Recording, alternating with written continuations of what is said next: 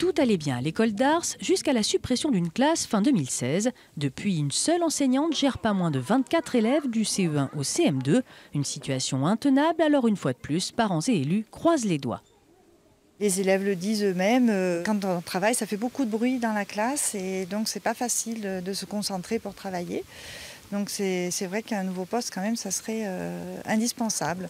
Bonne nouvelle ou plutôt demi-bonne nouvelle pour cette école, l'inspection académique lui accorde un demi-poste. Satisfecit aussi pour Cros et ses 73 élèves qui décrochent une 4e classe. Ce sont les seuls points positifs d'un comité technique de près de 4 heures. Cerclier-Aguerré, Saint-Agnand de Versilla, Viersa, les cas critiques sont nombreux.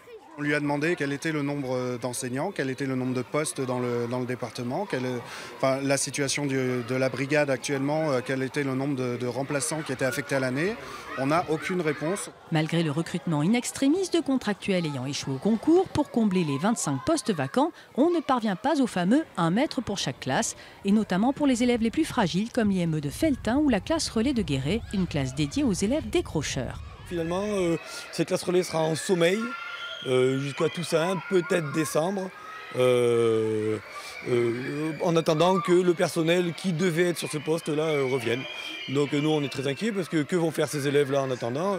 Seule certitude, l'inspection académique va devoir combler les trous avec les brigades des remplaçants. En clair, interdiction d'être malade ou en formation pour les enseignants.